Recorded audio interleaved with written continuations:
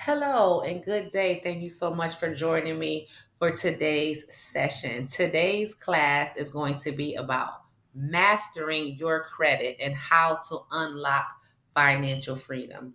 Hosted today by myself, Dr. Yaz Anderson, known as Yes to Yaz in the industry, because when you say yes to Yaz, you are saying yes to yourself.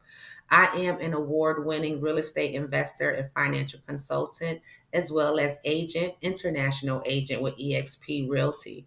I am the proud founder of Yes to Yaz Consulting and Yes to Yaz Global. I am here today, guys, to teach you all about your personal credit and to give you the introduction to personal credit so that you can understand the importance and the magnitude that credit plays in your wealth building journey.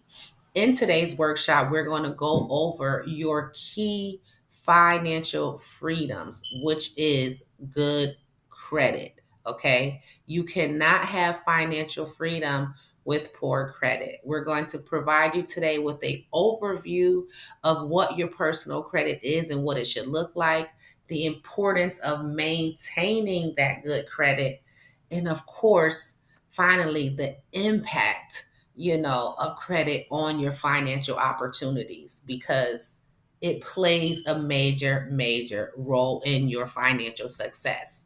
So, what is a credit score? Okay, your credit score is simply a breakdown. By definition, it simply means it's a numerical rating that is representing the perceived ability of oneself or an organization to fulfill their financial commitments based on that analysis of their credit history, okay, and current financial circumstances. So your credit profile is telling a lender or an institution the likelihood or how you are perceived to pay back or fulfill your financial commitments. So if that's what institutions are going by, you want to make sure that that number is better than average, okay?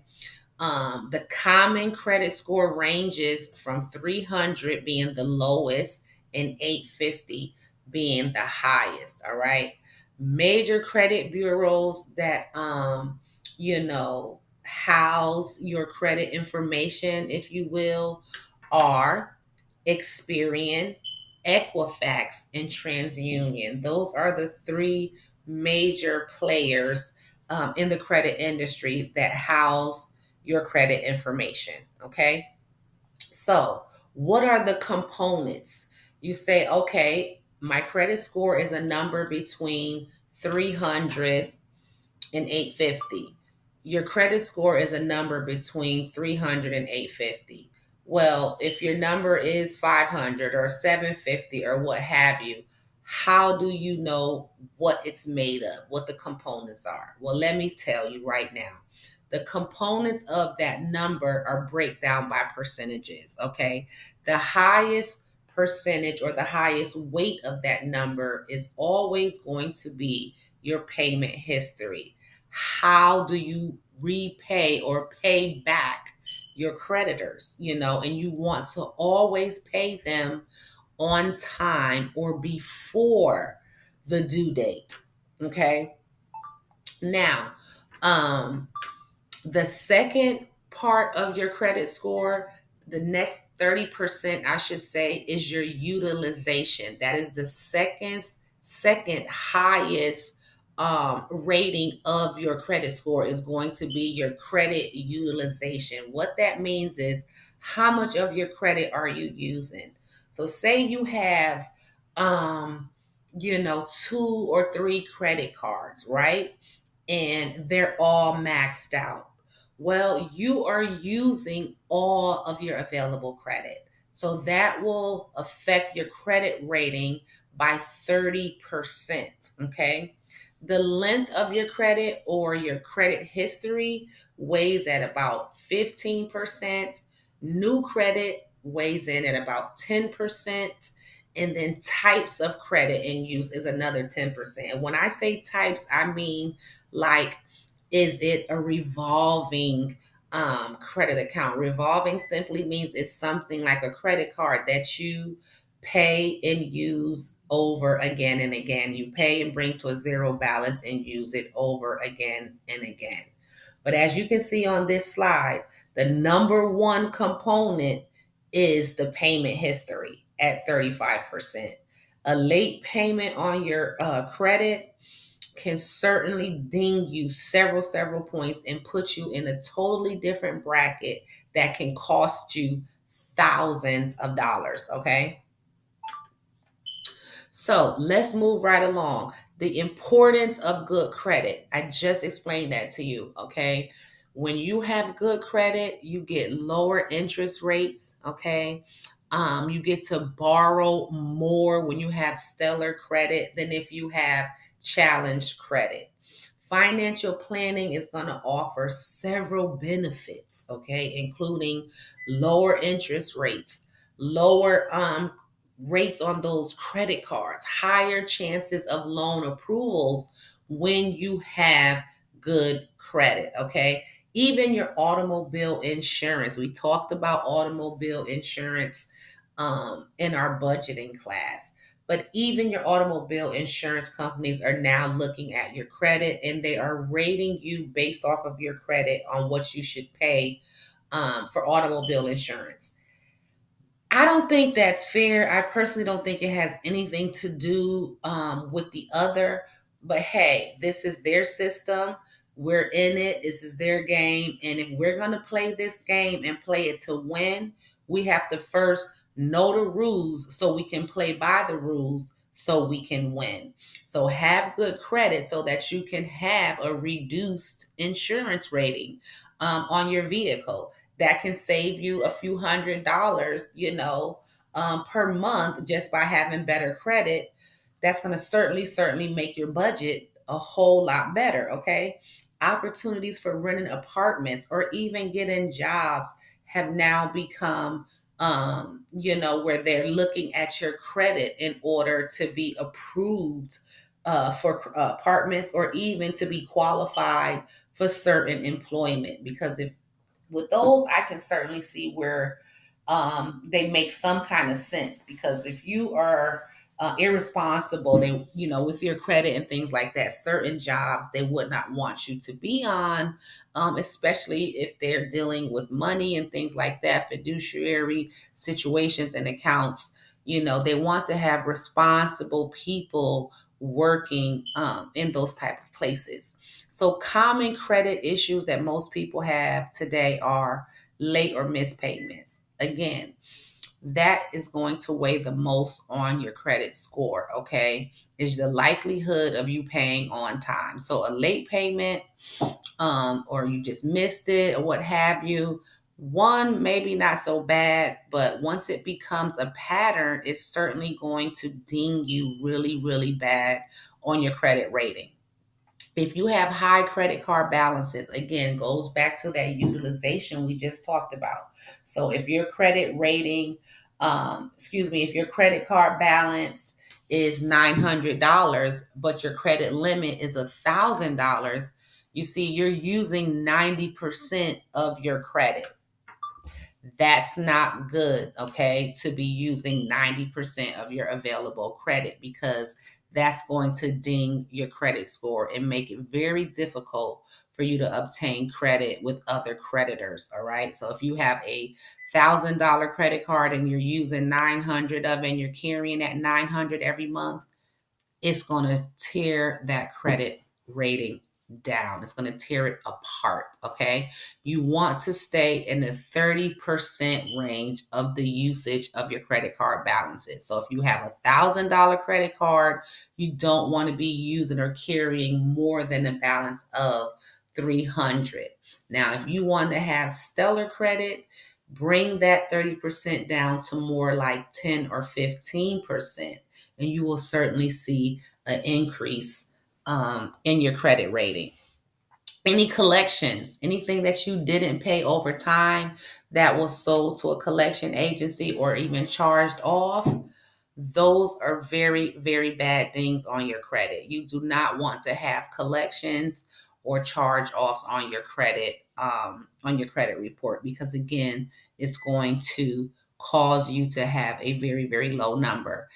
Bankruptcies and foreclosures, those are two big ones as well. Do not ever file bankruptcy unless it's absolutely necessary, and certainly you don't want to let your mortgage go into foreclosure. And then finally, errors or erroneous information on your credit report. That's another issue, common issue that will cause your credit score to be not so great. Errors like multiple addresses that you may no longer live at, erroneous information that's on there that's simply just not accurate. All of those things can certainly cause your credit score to tank, and you don't want that. Okay, so let's talk about now. You say, okay, Dr. Yaz, well, how do I fix that? You may didn't know about this stuff and you got yourself in a situation or in a jam. If you were like me, no one taught me about credit either. I basically had to learn all about credit through trial and error. My very first credit card I got when I was, a young adult back home in my home state of Connecticut. I got a Fashion Bug credit card. If y'all remember the lady store Fashion Bug, the credit card was just for $250. Okay. I didn't know what it was. My mom didn't tell me, what it was or what it was for. I just assumed it was free money. I was like, oh, like I got a credit card. It's free money. So, of course, I used it up, maxed it out. And without me even knowing, that stayed on my credit for many, many, many years to come because I never paid it off, and it caused my credit to tank. Fast forward to today, that's not the case.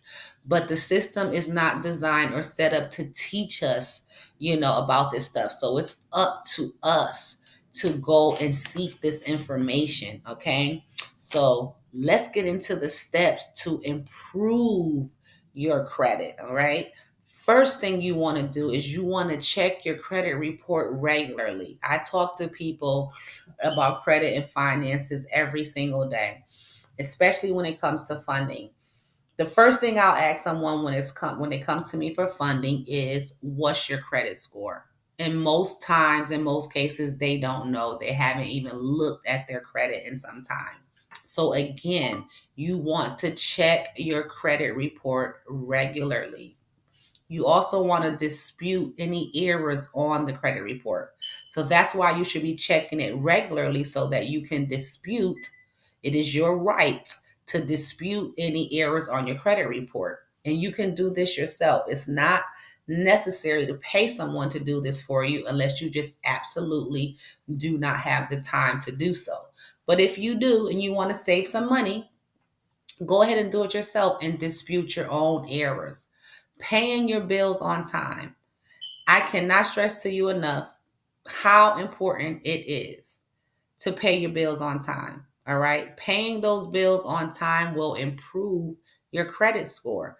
You cannot pay them though in one week and turn around and use them the next week. You have to consistently pay them on time and give the system time for them to report.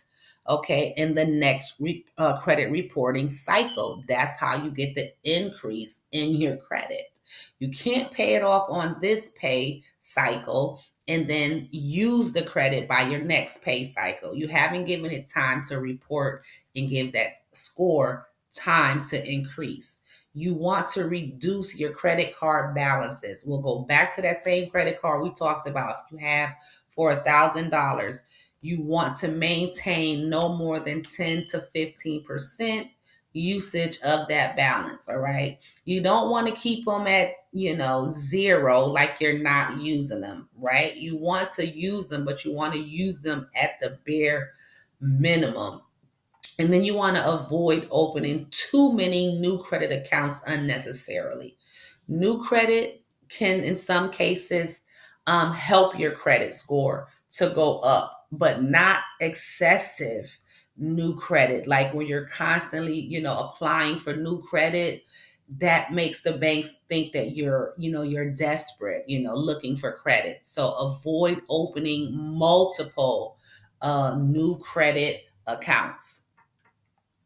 So, disputing credit report errors. The first thing you want to do when it comes to disputing your credit report errors, the first thing you want to do, guys, is obtain a copy of your credit report from each bureau. All right.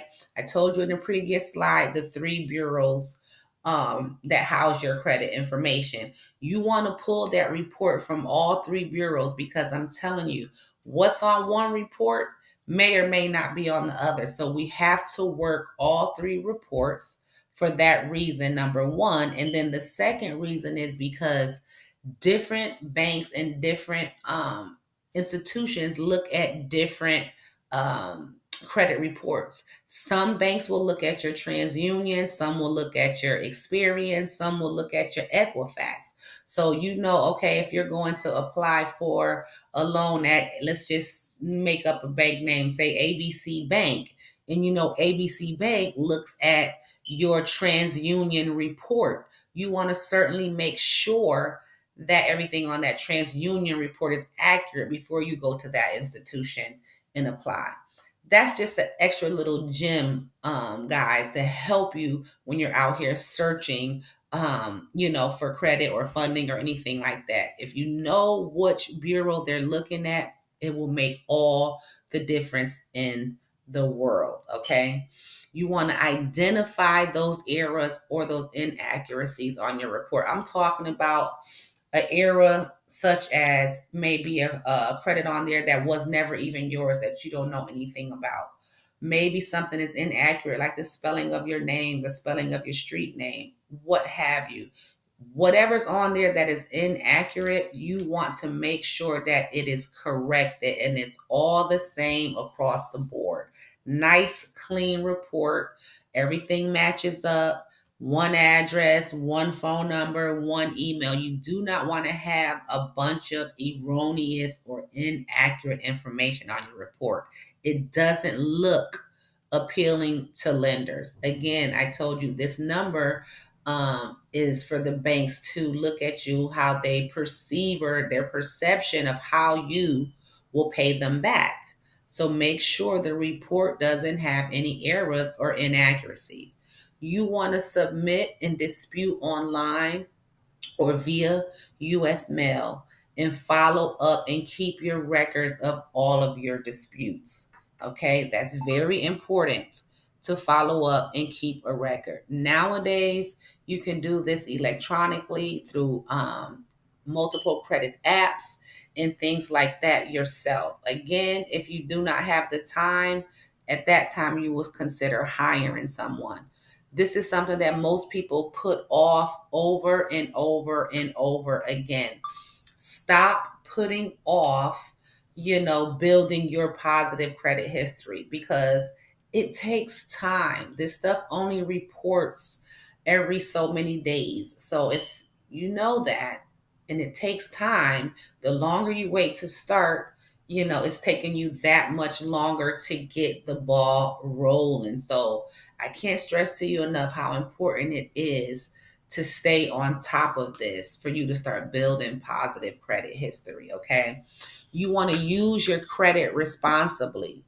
You don't want to use it just because the new iPhone came out. All right. If you have a phone and it works and there's nothing wrong with it, why go into debt or, ding your credit for something that you don't necessarily need? Okay. Again, keep those credit card balances low.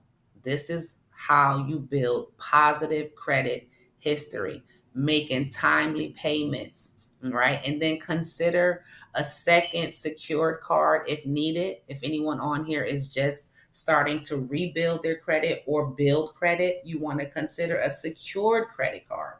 What a secure credit card does is basically you're giving them the money up front to secure that debt.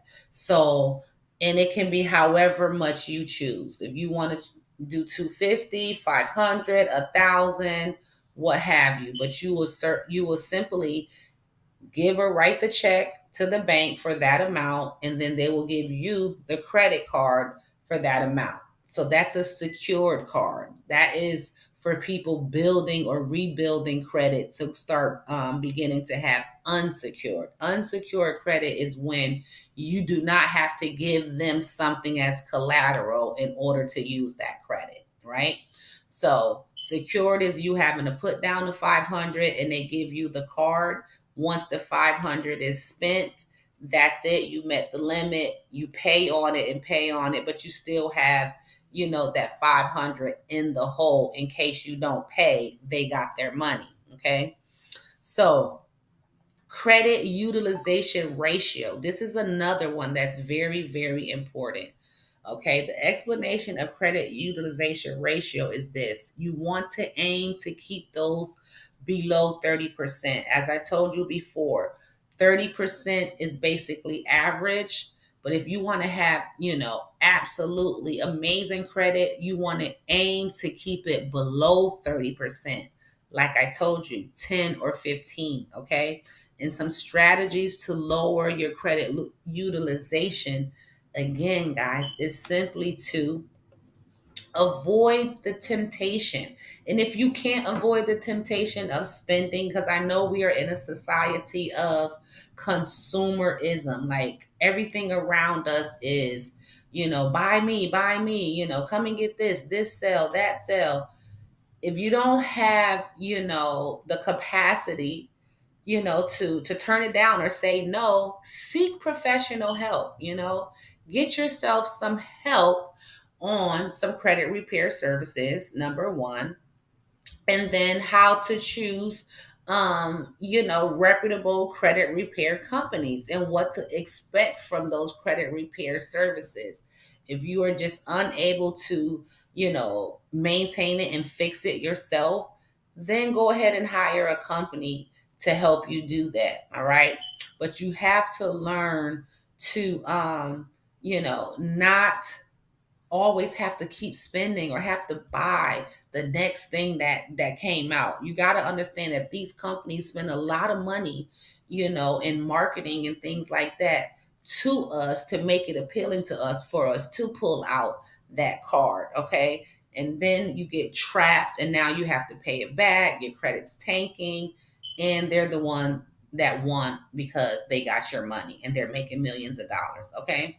So maintaining your good credit, you want to certainly monitor it. We talked about that before with those monitoring services. You want to have a credit monitoring service where you can access your credit regularly so that you can stay on top of your payments and balances. Okay, you want to be mindful of your credit activities. When you have this, you don't have any excuse because now you have something showing you and telling you what you've been doing and how it's affecting your credit rating. You want to plan for long-term financial health. Okay. So with that being said, you want to have available credit over time. So let's talk about some resources and tools you can access for free to start getting acclimated with your credit. You want to go to annualcreditreport.com. This will give you your credit report for free. You get one credit report for free annually. Okay, so when you go there, if this is your first time going to that site this year, you want to make sure you download it, print it, save it, download it and save it if you don't have a printer. Because if you try to go back in and get it again, they're going to charge you. All right. And remember, I told you, you need to have a copy of your credit report and monitor it at all times. Make sure you're using a credit monitoring service. There are so many out there. Identity IQ, Experian has their own. There are tons of apps on credit managing and budgeting. I know many of us don't like, those apps because they get in our business and it puts your business right in your face and lets you know, okay, you're spending $150 a month on coffee. Okay, that's 150 a month that you could be saving or investing. If you multiply that 150 by 12 months, you see how that money compounds. Same way it compounds negatively when you're wasting it frivolously, it also compounds that very same way positively when you're investing it. So that 150 could be going towards your retirement or your investment account. Okay. Right now, I want to open the floor for any questions. Anybody have any questions about what we've gone over thus far?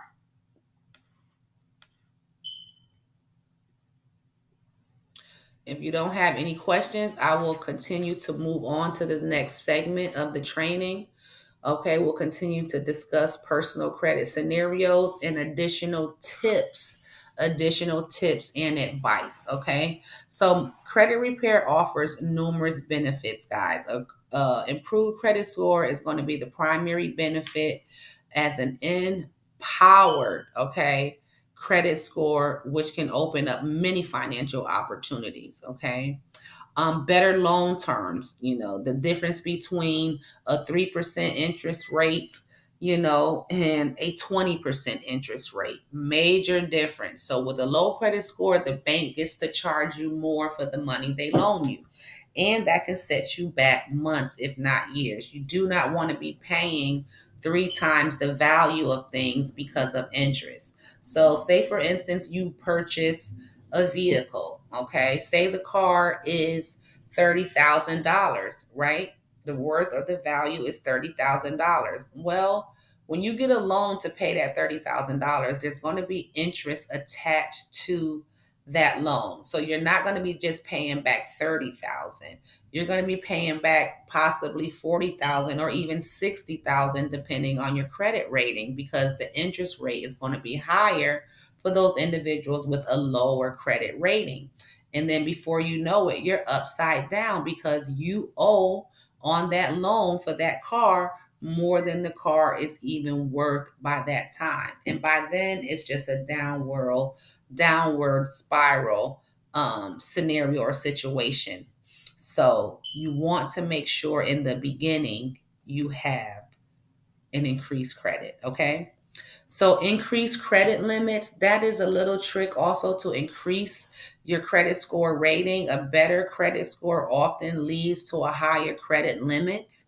If you increase those credit limits on your cards or lines of credits, that's going to also increase your credit.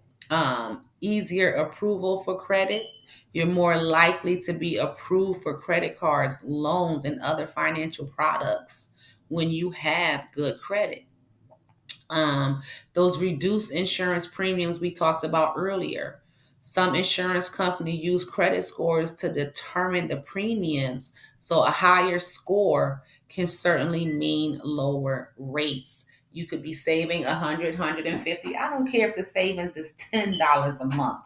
If you can get it with better credit, you want it because that's 10 more dollars that's coming back to you. Okay. Improved employment opportunities. Very, very important. Your dream jobs. Okay. Some employers do check credit reports as part of their hiring process so that good credit reports can enhance your job prospects. Keep that in mind. Okay. Better housing options. Better housing options. Now, this is true. And this is something that, I wish they would change, but that's just the way it is and the way, again, they have the system set up. So if your credit isn't so great, you're not going to be able to live in certain areas because you won't be able to afford it. They're just going to, price us out. So again, you want to have that good credit so that you can have access to the rental properties of your choice. Okay. Access to better financial products. You can qualify again for credit cards, better credit card rewards. A lot of credit cards now have rewards where you earn cash back and points and rewards. When you have better credit, they're going to offer you better terms, lower interest rates on your credit cards. So again, you don't want to have high interest rate credit cards and using your credit card for groceries, okay? And then for months to come, you're paying interest on the groceries that you've already, enjoyed and eliminated, and you're still paying for those groceries 3, 4, 5 times. It just doesn't make sense, okay? um Good credit is going to give you a peace of mind knowing that your credit is good and in good standing. It's going to reduce the financial stress. Most stress on most families is financial, so with doing this, it's going to reduce the financial stress and provide you and your family peace of mind because you have that. Okay. um this slide here, I won't get into this. This is about some of our credit console and credit repair services. Again, I want you all to work on your own credit yourself. Save the money and take the time and do it yourself. Once you find that you cannot do it, it's absolutely impossible in your schedule, and then at that time you can seek help. But most cases in most credit repair services, they're going to help you with credit building assistance, fraud and identity theft protection, any education resources, personalized credit improvement plan, and then building a bulletproof personal credit score and profile. And of course, monitoring that.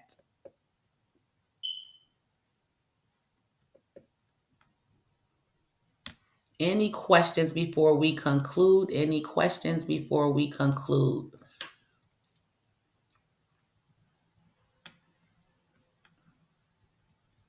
If there are no questions, again, I want to thank you for attending today's workshop on mastering your credit and the importance of your credit rating.